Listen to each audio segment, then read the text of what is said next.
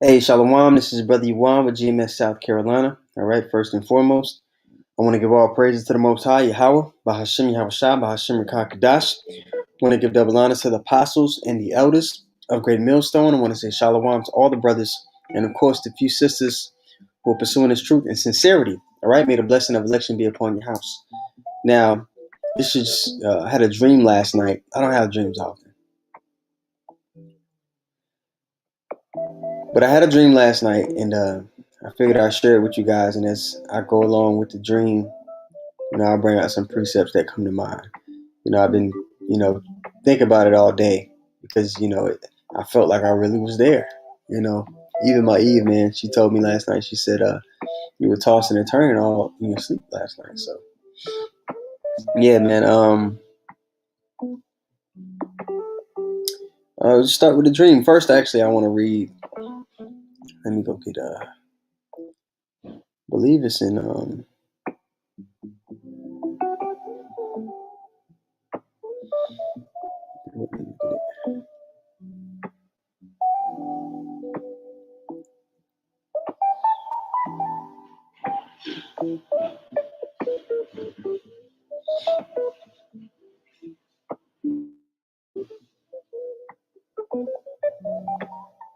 looking for it, guys. Bear with me.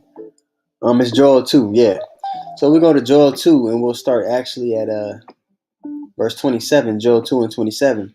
It says, "And ye shall know that I am in the midst of Israel," because the Lord is dealing with a specific people, a family of people, right? "And ye shall know that I am in the midst of Israel, and that I am the Lord your God, and none else. And my people shall never be ashamed." And the brother put it up. Verse 28, "And it shall come to pass afterward that I will pour out my spirit upon all flesh, and your sons and your daughters shall prophesy, and your old man shall dream dreams, and your young man shall see visions." All right. So, the dream, I was in school, right, and childhood friends, some friends I knew from college, and all the guys that were appearing in this dream that I was around knew about the truth, know about the truth, but they all fell away from this walk, man. They're back in the world, and the thing about coming into this truth young, it's a lot of people feel like they're missing out on something, like they're missing out on experiences, man, because they're doing this walk. There's nothing you miss in the world. You actually see the world through a much clearer lens when you come into this walk. But they don't feel so much. They don't feel that way. And Luke the 8th chapter talks about the different versions of people that come into this truth. Those who stick it out and those who don't. So let's go to Luke the 8th chapter really quick. It's Luke 8 and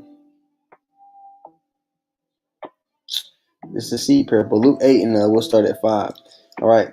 It's written in red too. It says, "And the sower went out to sow his seed. And as he sowed, some fell by the wayside, and it was trodden down, and the fowls of the air devoured it." So we're going to jump from 5, and we're going to jump down and to verse 12. So we were at 5, now we're jumping to 12 because it's going to explain what it was talking about in 5, right? "Those by the wayside are they that hear, then cometh the devil, taketh the word out of their hearts, lest they should believe and be saved." And some of those guys that were appearing to me, some of those childhood friends and college friends that knew the truth and went back into the world, some of them fit that. They fit that description. Now let's jump up to 6 again. Back up. Luke the 8th chapter, 6th verse. "And some fell upon a rock, and as soon as it sprung up, it withered away because it lacked moisture." Now we jump to 13, and most of them fit this description. Verse 13. "They on the rock are they which, when they hear, receive the word with joy, and these have no root, which for a while believe, and in time of temptation fall away." And you guys know, part of my story. I played basketball at the University of Pittsburgh, in the ACC, on TV every week,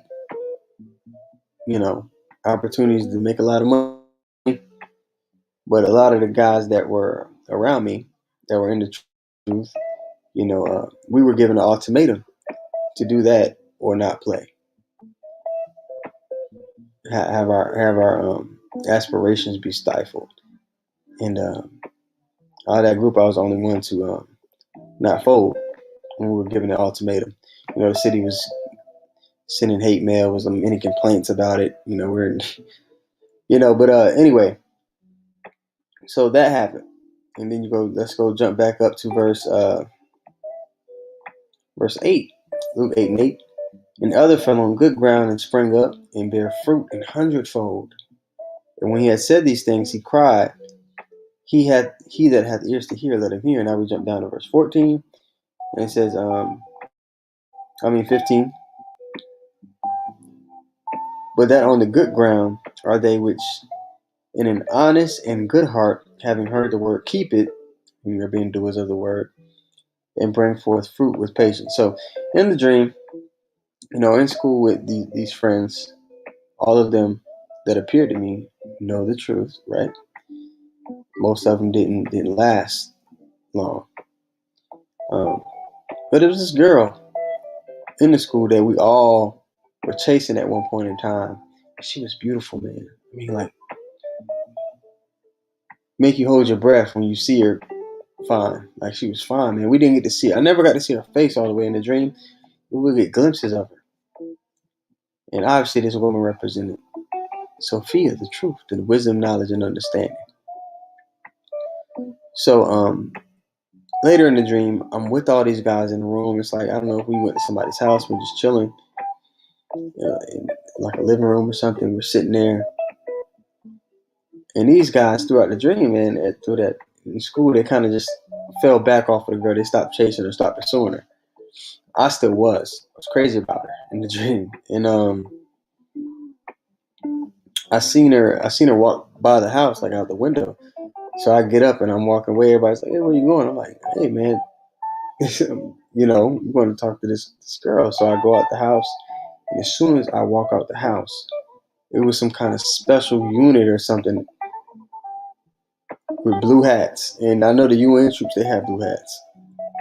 I believe they have blue hats in their blue hard hats in their uniform or something. I'm not sure.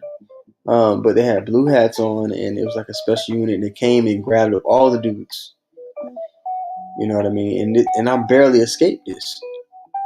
You know, which makes you think of which made me think of First Peter. Let me go get it.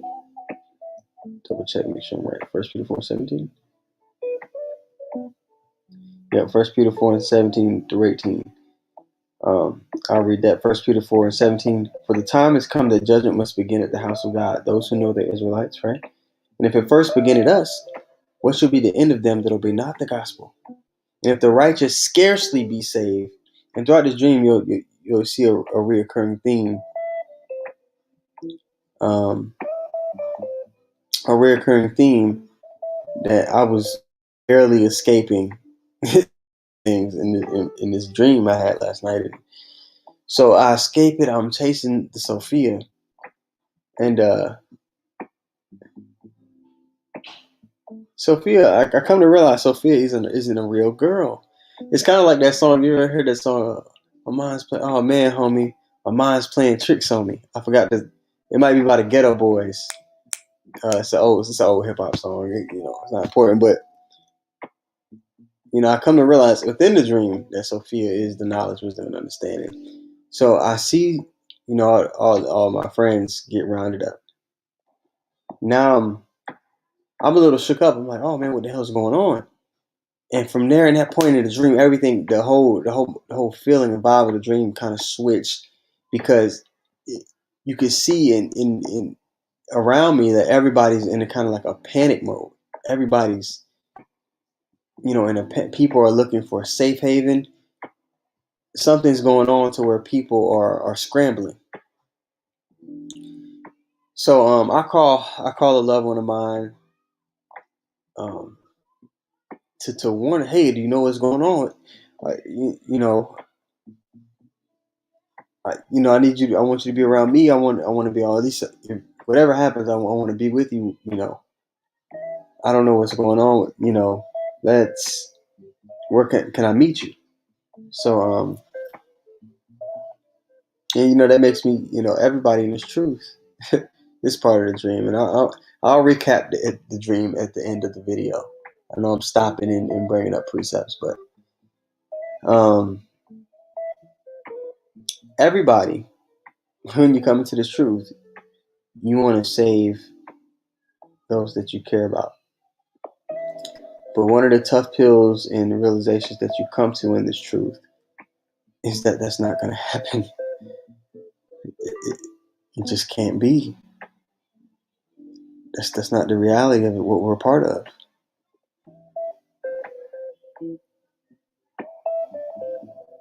Tough pills to swallow when you come into this truth. That is a part of it. Everybody that you love and care about, your family members, close ones, most of it. So I'm FaceTiming this person. I'm like, hey, what's going on? And they're at a hospital. It's like a hospital. It was like a hospital in a dream, but it also was a place where people were kind of flocking to, because I guess it was like a safe place where they could avoid the chaos. So I'm on FaceTime with her, and while I'm on FaceTime with her, the guys in blue hats rush into the place, and they start grabbing people up that don't have the hokey poke and don't have the MOTB. They question the person I'm on the phone with and ask them, do they have, these things, their credentials. The person on the phone was like, no, I don't need those things. They grab her up. She's resisting them. They put her on like a dolly and zip tie her from her neck to her ankles on top of the dolly, and they roll her away. And I'm seeing this on FaceTime. So by this time, I was already rushing to her. By this time, I'm on the premises, and it's surrounded by guys in blue hats. And people are fighting back against them, but they're grabbing everybody up who doesn't, you know, who isn't in line with their agenda, who doesn't have the Hokey Pokey or the MCOB. And I'm just trying to move carefully, not make eye contact with people, just trying to move and see if I can do something or just happen. But that brings to mind the scene that was being set in the dream. Second Ezra's what? Second Ezra's 15th chapter and first edition among men. Let me get it up.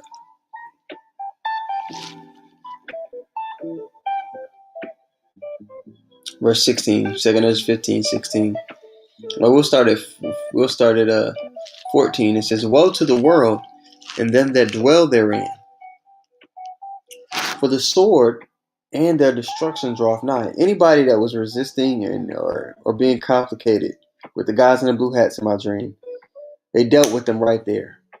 There was no questions asked. They got dealt with right there. So me seeing this, I'm like, really, I'm being as careful as I possibly can be. And I'm still walking and not getting stopped, which is peculiar in itself, because it was swarmed with the guys in blue hats. We're surrounded by them. I'm kind of navigating through it. Nobody's stopping me. So I get to the lobby of this hospital / safe haven, and I get the feeling,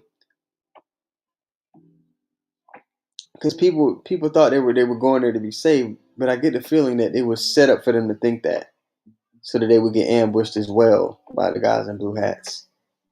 You know what I mean? But I get to the lobby and I'm looking around for my loved one. I'm like, man, my heart is aching, because I'm like, I did not, this is exactly what I didn't want to happen. And brother puts up a precept. I'm gonna read it, because I puts up Psalms 91:4. He said, "He shall cover thee with his feathers, and under his wings shalt thou trust. His truth shall be thy shield and buckler." And throughout the dream, man, it truly was the knowledge and wisdom. And a good example of that is going to come up. But I'm in this lobby, and this Edomite, I guess he's the captain of the guys in the blue hats. He stops me. He says, "Hey, where are your credentials?" And I'm like, I'm choked up a little bit. I really don't know how to respond it, but I said, "Oh, my credentials, they're on the top floor. I just got to go up and get them. I'll bring them to you." And this guy knew I was lying. It was a horrible lie, because they were just scanning people. He could just scan me right there. But he said, "Oh, okay." He looked at me and gave me like a this guy kind of said, "Okay," and he allowed me to go up to the top floor. I haven't been here before, but I went up to the top floor, and as I'm getting up to like halfway through up the building, which is like 10 flights up,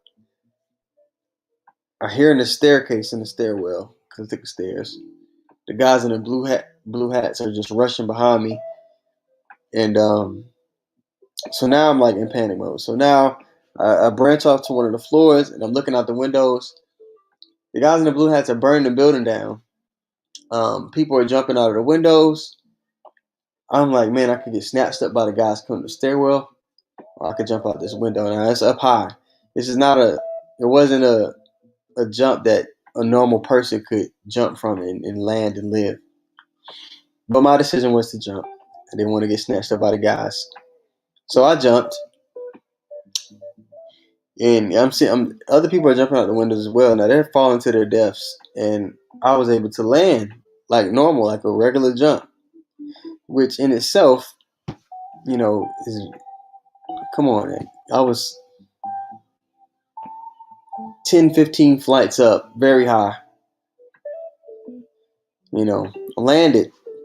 Now, as I'm landing and I'm running across the premises, there's a group of people I run into, and there's a guy amongst them, and he's telling them, "Hey, everything's under control. I'm going to save you guys." He was basically saying that he was the savior. He was the deliverer.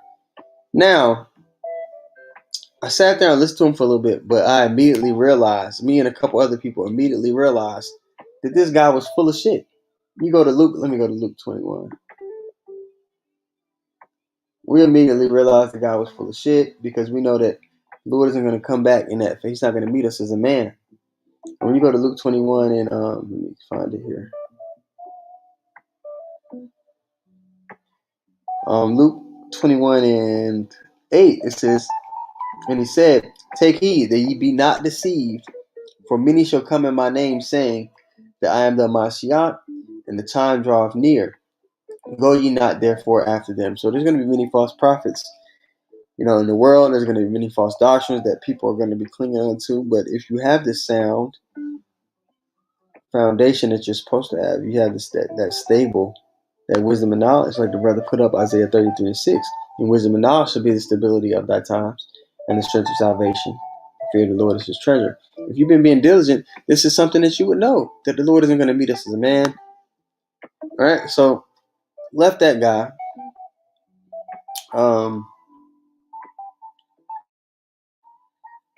And if it came to, as we left that guy, it turned out that he was in the blue hats. All those people that were listening to him and following him got caught up.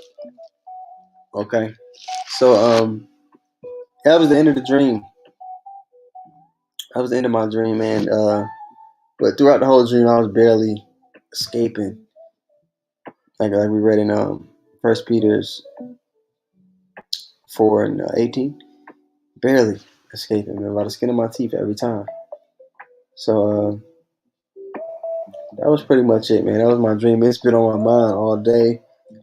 Hopefully I remembered all of it because it was last night. I've been working all day. I'm pretty sure there's probably some details that are not so clear, or that I don't remember all the way. But that's what I remember about the dream. Those are some of the precepts that come to mind. I'm pretty sure there's a bunch of other precepts for you guys that came to mind. But yeah, man. So figured I'd share that with you guys. So with that being said, once again, I'm going to give all praises to the Most High, Yahweh, Bahashim Yahushua, Bahashim Rakakadash. I'm going to give double honors to the apostles and the elders, the great millstone. I'm going to say shalom to all the brothers and, of course, the few sisters who are pursuing this truth and sincerity. All right? May the blessing of election be upon you.